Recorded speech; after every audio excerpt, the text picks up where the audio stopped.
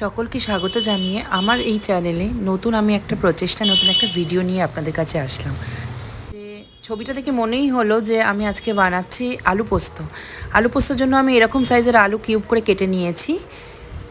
বেশ দুটো আলু মতন, দুটো বড় আলু আমি কেটে নিয়েছি। ভালো করে কেটে ধুয়ে পরিষ্কার করে আমি গ্যাসটাকে জ্বালিয়ে নিয়েছি, আগেই জ্বালিয়ে নিয়েছিলাম। একটু হালকা কড়াটা গরম হয়েছে।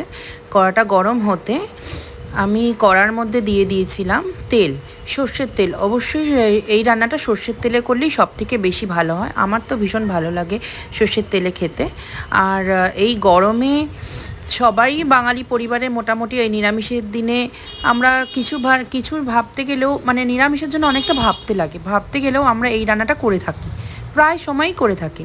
আমি প্রথমে তেল গরম হওয়ার পরে দিয়ে দিলাম দুটো না একটা শুকনো লঙ্কা, কারণ আমার বর হচ্ছে গিয়ে বেশি ঝাল খায় না।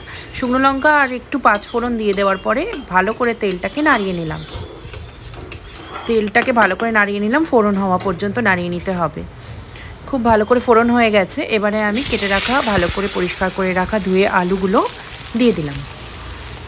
আলুগুলো দিয়ে এবারে যথারীতি একটু হালকা করে নেড়ে নিলাম। হালকা করে সুন্দর করে নেড়ে চেড়ে ভালো করে নেড়ে নিতে হবে।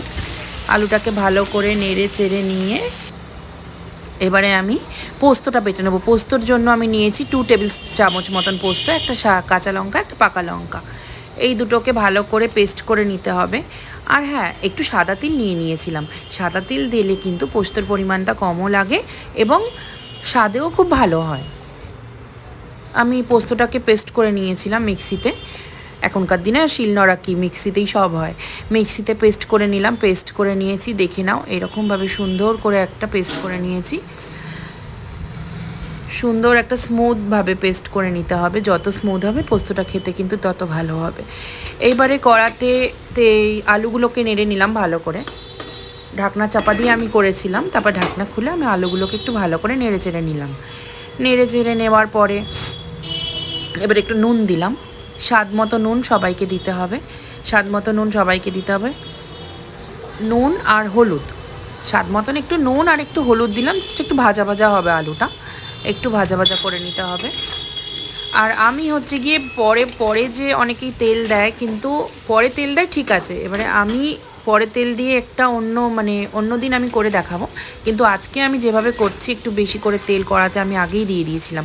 দিয়ে আলুটাকে ভালো করে ভেজে নিয়েছিলাম। এতে স্বাদে কিন্তু খুব ভালো হয়। আর আলুটা তাড়াতাড়ি গলেও যায়, আলুটা কড়ার মধ্যে তাড়াতাড়ি গলেও যায়। খুব বেশি জল দিয়ে ফুটানোরও প্রয়োজন হয় না। সেই জন্য আমি খুব ভালো করে আলুটাকে ভেজে নিলাম। আলুটা যত ভালোভাবে ভাজা হবে তত সুন্দর রান্নাটা হবে। হ্যাঁ, তো ভালোভাবে আলুটাকে ভেজে নিলাম। প্রথমবার এটা আমার ফার্স্ট ভিডিও, তাই আবার ঢাকা চাপাও দিয়ে দিচ্ছি একটু। তাই কোনো যদি ভুল হয় বা কিছু হয় আমি জানি না। আমি জাস্ট একটু সকালেই মনে হয়েছিল যে ভিডিওটা বানাবো, সেই জন্য আমি ভিডিওটা বানিয়ে নিচ্ছি, আর কিছুই না। এবারে আমি একটু কাশ্মীরি লঙ্কার গুঁড়ো দিয়ে দিচ্ছি। কাশ্মীরি লঙ্কার গুঁড়ো দিলে না কালারটা খুব ভালো আসে, ঝালটাও খুব কম হয়। ওই জন্য আমি কাশ্মীরি লঙ্কার গুঁড়োটা দিয়ে দিচ্ছি। কাশ্মীরি লঙ্কার গুঁড়োটা দিয়ে একটু গ্যাসের ফ্লেমটা হালকা হাই করে, মিডিয়ামেই আমি বেশি রান্নাটা করছিলাম, হালকা হাই করে একটু নেড়ে নিয়ে তারপর আমি মিডিয়াম করে দিলাম। গ্যাসের ফ্লেমটাকে মিডিয়াম করে দিয়ে নাড়ছি। ভালো করে নেড়ে নিতে হবে। কালারটা যতক্ষণ না ইনক্রিজ হচ্ছে, এরপরেই আমি দিয়ে দিলাম পোস্ত বাটাটা। পোস্ত, তিল আর কাঁচা লঙ্কার বাটাটা এবারে দিয়ে দিতে হবে। পোস্ত, তিল, কাঁচা লঙ্কার বাটাটা দিয়ে এবার পোস্তর বাটাটা ধুয়ে আমি একটু জল দিয়ে দিয়েছিলাম যাতে কড়ার মধ্যে লেগে না যায়। দিয়ে ওটাকে সুন্দর করে আমাদের কষে নিতে হবে। ভালো করে কষে নিলে পোস্ত দিয়ে কাঁচা গন্ধটা চলেও যাবে, কাঁচা লঙ্কারও কাঁচা গন্ধটা চলে যাবে। এবার আমি ঢাকা চাপা দিয়ে দিলাম। ঢাকা চাপা দিয়ে তুলতেই দেখুন কত সুন্দর কালার এসছে, কত সুন্দর, যেমনি সুন্দর রঙও এসছে তেমনি সুন্দর ওপর থেকে তেলটাও কিন্তু বেরিয়ে সুন্দর করে ভেসে এসছে, যাতে দেখতেও সুন্দর হয়, খেতেও ভালো হয়। এবার আমি দিয়ে দিচ্ছি গরম জল। আমি এই জলটা একটু গরম করে নিয়েছিলাম, একটু উষ্ণ গরম জল করে নিয়েছিলাম, যাকে একেবারে ফুটন্ত জল তা নয়, একদম আর কি উষ্ণ গরম জল করে নিয়েছিলাম। এই উষ্ণ গরম জলটা আমি দিয়ে দিলাম। উষ্ণ গরম জলটা দিয়ে নাড়তে হবে ভালো করে, একটু নেড়ে চেড়ে নিলাম। একটু নেড়ে ছেড়ে ঢাকা চাপা দিয়ে দেবো। গ্যাসের ফ্লেমটাকে আমি মিডিয়ামেই রেখেছি, ঢাকা চাপা দিয়ে দেবো। আর সাথে সাথে আমি বলে দিই, আমার নাম অনন্যা, আমার বাড়ি হচ্ছে গিয়ে কলকাতা, আমি কলকাতার মেয়ে।